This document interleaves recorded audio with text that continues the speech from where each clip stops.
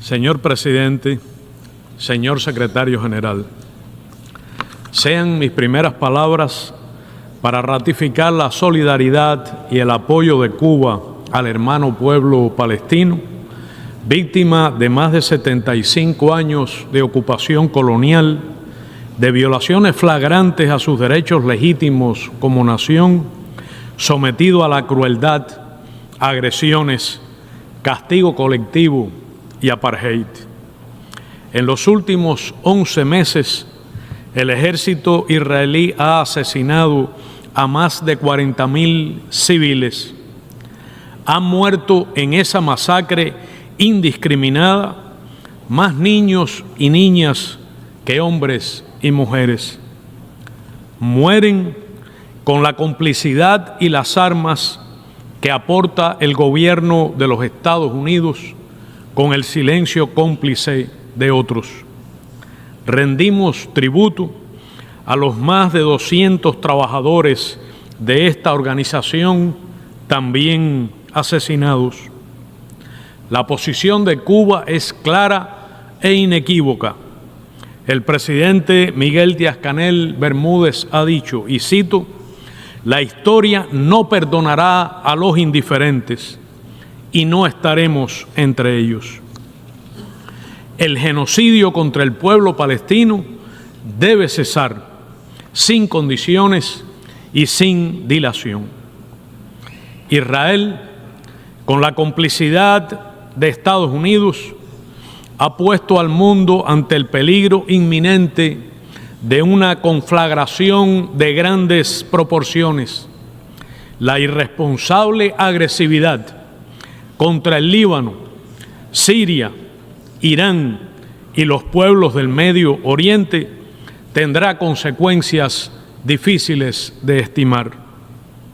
Excelencias, a 79 años de haberse fundado esta organización, las continuas violaciones de la Carta de las Naciones Unidas y el derecho internacional, las agresiones, la injerencia en los asuntos internos de los estados y la imposición de medidas coercitivas unilaterales con fines políticos ocurren como hechos cotidianos. Agresivas doctrinas militares de dominación, expansionistas y supremacistas socavan de modo alarmante la paz y la seguridad internacionales. El peligro de una hecatombe nuclear es real e inmediato. Por 9º año consecutivo se incrementa el gasto militar mundial, que en 2023 alcanzó la cifra récord de 2.44 billones, es decir, millones de dólares, incluido el desarrollo de nuevas armas nucleares. Se ha retrocedido a pesar de ingentes esfuerzos de los Estados parte y signatarios del Tratado sobre la Prohibición de las Armas Nucleares y de la lucha de lúcidos y amplios sectores de la sociedad internacional. Tampoco habrá paz sin desarrollo. Los países desarrollados, habitantes del mismo planeta, se niegan ciegamente a invertir mínimamente en su propia prosperidad y seguridad. Incumplen sus compromisos siempre insuficientes de ayuda oficial al desarrollo. La cifra egoísta, prometida con jactancia en 2023 y rápidamente olvidada, representa menos del 0,37% de sus ingresos nacionales. La ilusión de alcanzar los objetivos de desarrollo sostenible se ha desvanecido. Según Forbes, solo en los últimos 4 años, el patrimonio conjunto de las 5 personas más ricas del mundo ha crecido mientras que 5.000 millones de seres humanos permanecen en la pobreza. El 1% más rico acumula casi el doble de riqueza que el resto de la población mundial. Esos 5 multimillonarios tuvieron en este periodo ganancias superiores a 423.000 millones de euros, mientras la población del mundo se empobrece. Según Oxfam calcula, el 1% más rico acumula casi el doble de riqueza que el resto de la población mundial. Con un impuesto a la riqueza ínfimo, podrían salir de la pobreza 2.000 millones de personas. Las crisis son estructurales, determinadas por el sistema imperialista y el orden internacional que se nos impone. Ningún problema se resolverá socavando el carácter intergubernamental de las Naciones Unidas, como pretenden algunos, ni debilitando su papel esencial en la promoción del desarrollo sostenible para todos. El cambio climático avanza de modo inexorable. Es un hecho irrefutable. En julio de 2024, los científicos anunciaron que hubo 13 meses consecutivos de niveles de temperatura sin precedentes. Si los patrones irracionales e insostenibles de producción y consumo del capitalismo no se cambian de manera urgente y significativa, no se podrá contener el aumento de la temperatura media global por debajo de los 1,5 grados centígrados con respecto a los niveles preindustriales. Las responsabilidades son compartidas, pero diferenciadas. No son las mismas para todos, ni en justicia podrán serlo. Sin embargo, podría darse un paso acertado en la conferencia de las partes próxima, COP29, en Azerbaiyán, y adoptar la nueva meta colectiva de financiación. Los países del norte tendrían otra posibilidad de comenzar a saldar la deuda y la brecha del financiamiento climático. Los del sur tendríamos que diseñar una meta suficiente que responda a las necesidades con garantías para el desarrollo y la justicia social frente a los enormes obstáculos y desafíos que enfrentamos. La solución tendría que incluir inevitablemente la condonación de la deuda externa ya varias veces pagada. Un orden internacional justo y democrático que garantice la paz y el equilibrio del mundo, el ejercicio del derecho al desarrollo por todos los estados en condiciones de igualdad soberana, que amplíe y fortalezca la participación y representación de los países en desarrollo en los procesos de gobernanza, toma de decisiones y formulaciones de política a nivel global, que proporcione el bien común y la prosperidad de todos los pueblos en armonía con la naturaleza y el manejo sostenible de los recursos naturales, y asegure el ejercicio de todos los derechos humanos a todas las personas.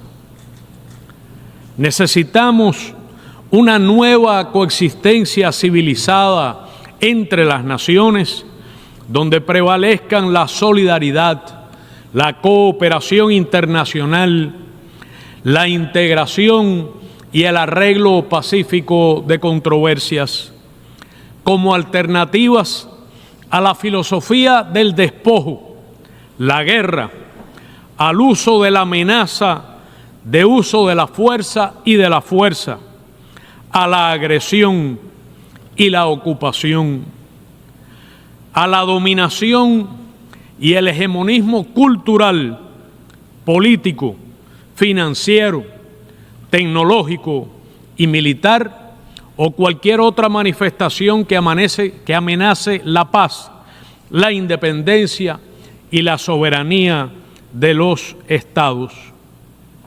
Un orden internacional sin bloqueos ni medidas coercitivas unilaterales, basado en el multilateralismo y con pleno respeto a la Carta de las Naciones Unidas y el derecho internacional. Señora Presidenta, el gobierno de los Estados Unidos continúa mostrando con claridad el empeño imposible, pero pernicioso, de determinar y controlar el destino de Cuba. Es una vieja ambición anclada en la doctrina Monroe que define la naturaleza imperialista, dominante y hegemonista de la política estadounidense hacia Cuba y hacia la región de nuestra América. El bloqueo económico, comercial y financiero es también político, tecnológico y comunicacional. Ha sido concebido como una de sus armas principales de agresión para destruir la economía cubana.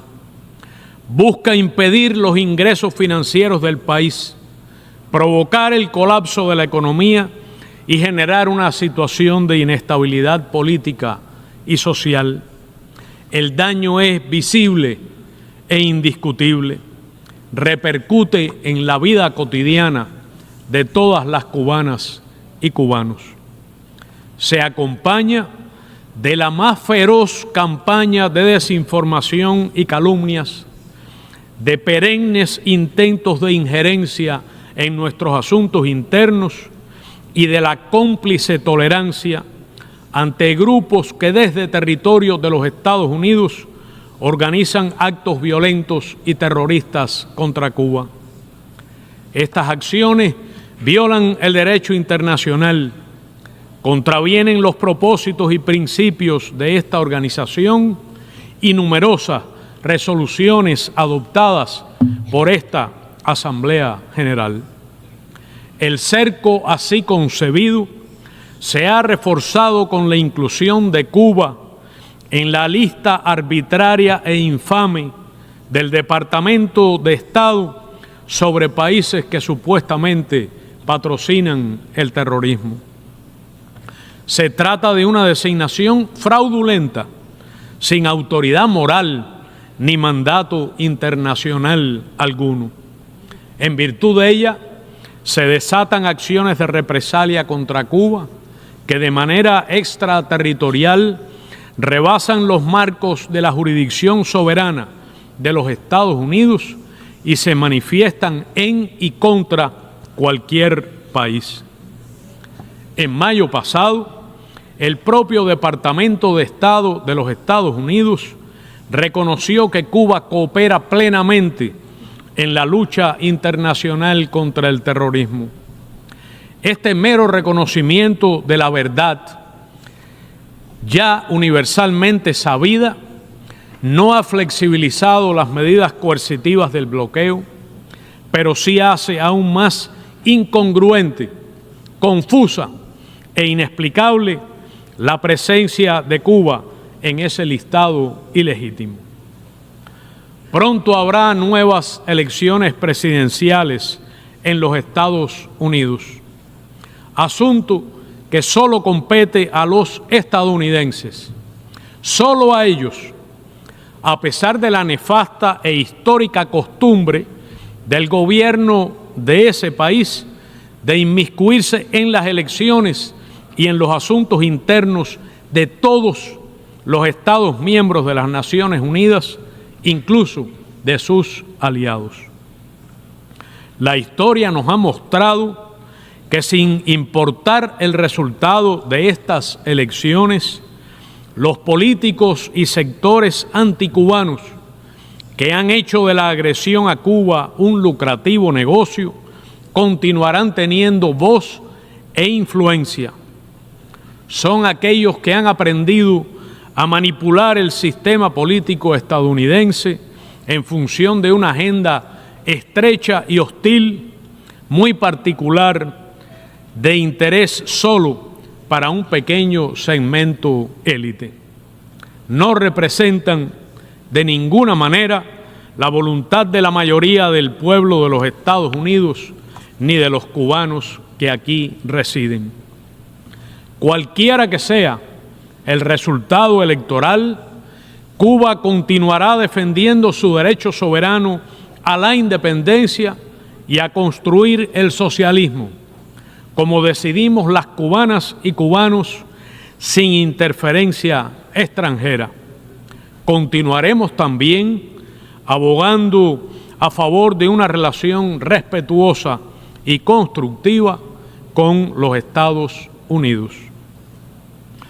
Señora Presidenta, en 2014, la Comunidad de Estados Latinoamericanos y Caribeños decidió en La Habana proclamar nuestra región como zona de paz.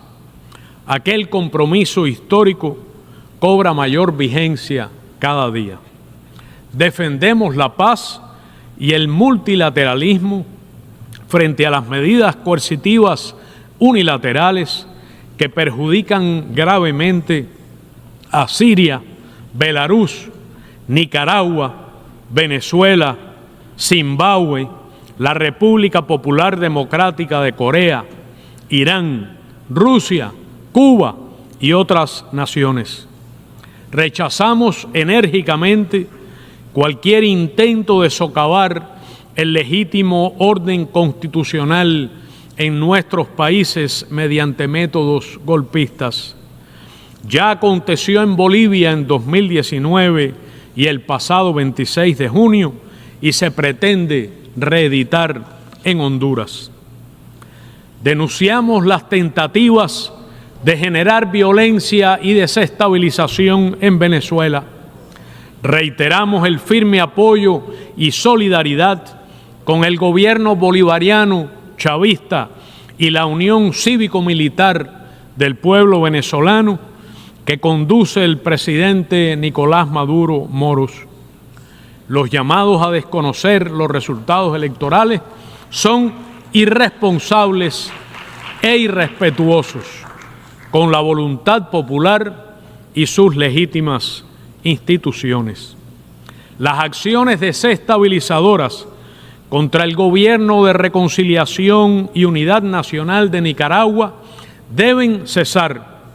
El hermano pueblo de Sandino seguirá contando con nuestro pleno respaldo. Reiteramos nuestro apoyo al derecho legítimo a la libre determinación e independencia de Puerto Rico. La comunidad internacional tiene una deuda histórica con Haití, protagonista de la primera revolución independentista y social antiesclavista del continente. Saludamos los esfuerzos de la comunidad del Caribe para encontrar una solución sostenible a la dramática situación en Haití que respete la independencia y soberanía de esa hermana nación. Apoyamos el legítimo derecho de soberanía del pueblo argentino sobre las Islas Malvinas, Sándwich del Sur y Georgias del Sur y los espacios marítimos circundantes. Reafirmamos el apoyo y compromiso con los esfuerzos de paz en Colombia, a los que Cuba continuará contribuyendo en todo lo posible en su condición de garante. África, cuna de la humanidad, siempre podrá contar con Cuba en su empeño por avanzar en su camino al desarrollo. Reafirmamos nuestra invariable solidaridad con el pueblo saharaui y el ejercicio de su libre determinación.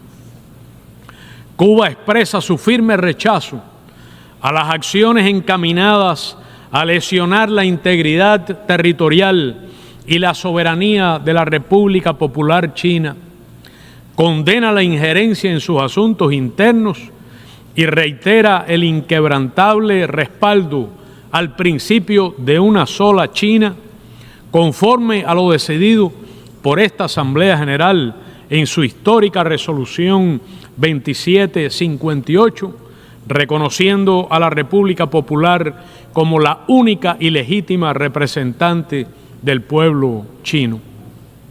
Abogamos por una situación diplomática seria, constructiva, realista y por medios pacíficos de la actual guerra en Ucrania, en apego al derecho internacional que garantice la seguridad y soberanía de todos.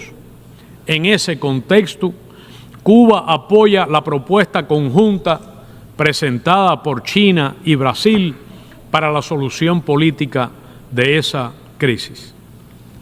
Señora Presidenta, distinguidos cancilleres, delegados, juntemos nuestras fuerzas para lograr la efectividad de las instituciones multilaterales y que éstas respondan a los intereses de los pueblos, de los humildes, los pobres, los necesitados y los explotados, que son la inmensa mayoría, sobre la base de la justa igualdad, el ejercicio de los derechos humanos por todos los seres humanos y el respeto a los derechos soberanos de cada nación.